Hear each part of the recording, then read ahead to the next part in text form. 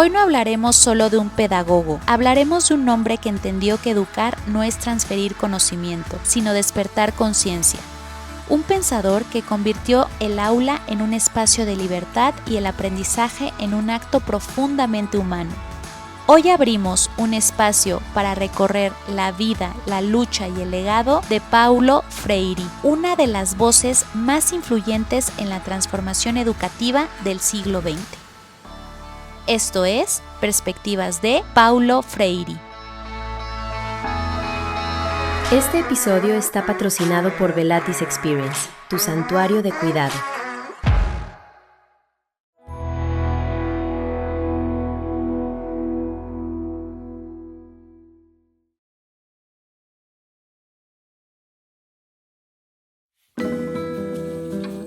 Paulo Reglus Neves Freire nació el 19 de septiembre de 1921 en Recife, en el estado de Pernambuco, Brasil, dentro de una familia de clase media que valoraba profundamente la educación, el diálogo y la reflexión.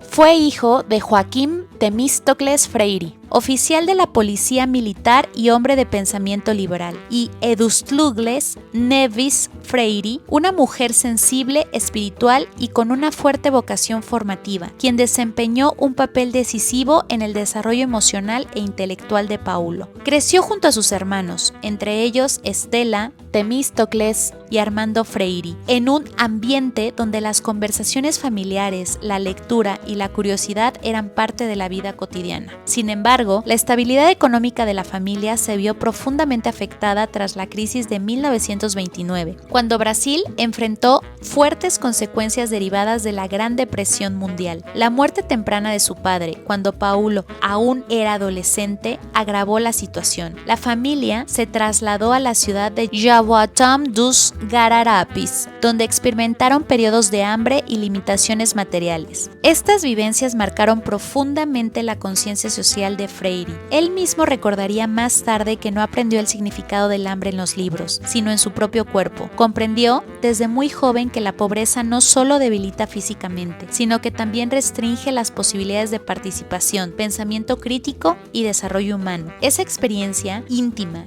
de sufrimiento social sembró en él la convicción de que la educación debía ser una herramienta de dignidad, libertad y transformación colectiva. Su numerología de vida deriva de su fecha completa de nacimiento y nos conduce al número 5, asociado con la transformación, el cuestionamiento de estructuras y la búsqueda constante de nuevos caminos. Freire encarnó esa vibración. Fue un pensador inquieto, un viajero intelectual y un reformador que desafió los modelos educativos autoritarios. El número 5 simboliza el movimiento, la conciencia crítica y la capacidad de adaptarse para generar cambio social, rasgos que definieron profundamente su obra y su misión. Durante su adolescencia, experimentó las consecuencias del atraso escolar provocado por las carencias económicas. Lejos de rendirse, decidió estudiar Derecho en la Universidad de Recife, aunque su verdadera vocación no estaba en los tribunales, sino en las personas. Comenzó a trabajar como profesor de portugués en escuelas secundarias y poco a poco fue descubriendo que enseñar no significaba repetir contenidos, sino dialogar con la realidad de los estudiantes. Freire observó algo que cambiaría su vida. Millones de personas en Brasil no sabían leer ni escribir y por ello estaban excluidas del ejercicio democrático. En esa época, el voto estaba condicionado a la alfabetización. Comprendió entonces que enseñar a leer no era solo enseñar palabras, era enseñar a interpretar el mundo. Así nació su enfoque revolucionario de la educación como práctica de libertad.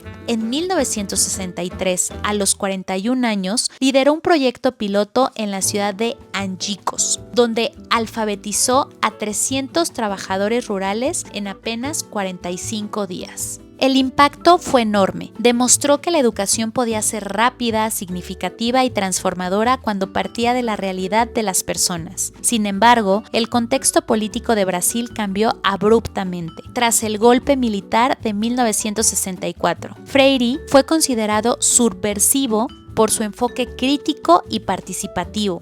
En este sentido, la historia personal de Paulo Freire no puede entenderse sin el contexto político que vivía Brasil en aquellos años. Una dictadura autoritaria marcada por la censura, la persecución ideológica y la represión de los movimientos sociales. Su propuesta educativa, basada en el diálogo, la conciencia crítica y la participación activa de las comunidades más pobres, fue vista por el régimen como una amenaza al orden establecido. Para los militares, enseñar a las personas a pensar y cuestionar podía convertirse en un acto político subversivo. Freire fue detenido brevemente y posteriormente obligado al exilio, iniciando un largo periodo fuera del país que lo llevaría a Chile, Estados Unidos y Europa. Paradójicamente, aquello que el poder intentó silenciar terminó expandiendo su influencia. Su pedagogía cruzó fronteras y se convirtió en una de las corrientes educativas más influyentes del siglo XX. Durante su exilio, vivió en Chile, Estados Unidos y Suiza, colaborando con organismos internacionales como la UNESCO y el Consejo Mundial de Iglesias. Fue en ese periodo cuando escribió su obra más influyente, Pedagogía del Oprimido, en 1968, un libro que transformaría la teoría educativa mundial. En él, propuso que el aprendizaje no debe ser vertical ni autoritario, sino dialógico y liberador. Criticó lo que llamó la educación bancaria, en la que el docente deposita conocimientos en estudiantes pasivos y planteó en su lugar una educación basada en la reflexión crítica y la participación activa.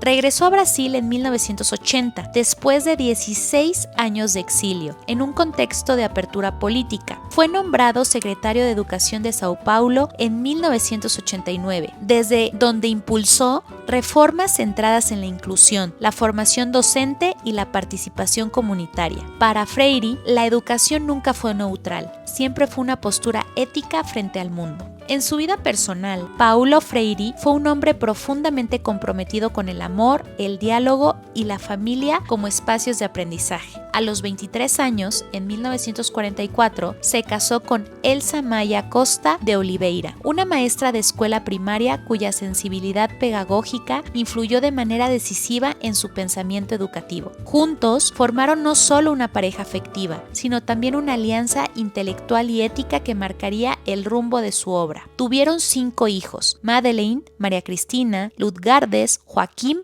y Fátima, y construyeron un hogar donde la conversación, la cultura y la reflexión social eran parte de la vida cotidiana. Durante las décadas de los años 50 y 60, mientras Freire desarrollaba sus primeros programas de alfabetización popular, Elsa fue su colaboradora cercana, su crítica honesta y su sostén emocional en medio de las dificultades políticas y económicas. Cuando Elsa falleció en 1986, Freire tenía 65 años y atravesó uno de los momentos más dolorosos de su vida. Sin embargo, el compromiso con su misión educativa lo mantuvo activo y creativo. Años después, en 1988, a los 67 años, volvió a casarse con Ana María Araujo Freire, también pedagoga e investigadora, quien no solo se convirtió en su compañera afectiva, sino en una custodia intelectual de su legado. Con ella, continuó escribiendo, impartiendo conferencias y reflexionando sobre la educación como práctica de libertad hasta su muerte. En ambas relaciones, Freire vivió el amor con coherencia. Para él, educar, amar y transformar el mundo eran partes inseparables de un mismo proyecto humano. Murió el 2 de mayo de 1997, a los 75 años, dejando un legado que trasciende fronteras, idiomas y generaciones. Hoy, sus ideas siguen presentes en movimientos educativos, sociales y comunitarios, que buscan construir sociedades más justas y conscientes. Paulo Freire nos enseñó que aprender no es memorizar, sino comprender nuestra propia realidad para transformarla, que enseñar no es imponer, sino acompañar, que el conocimiento no sirve si no se humaniza. Tal vez su mensaje más poderoso pueda resumirse en esta frase: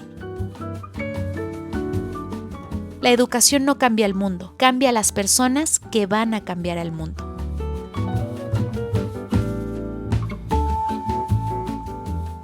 Esto fue Perspectivas de Paulo Freire en Velatis Perspective.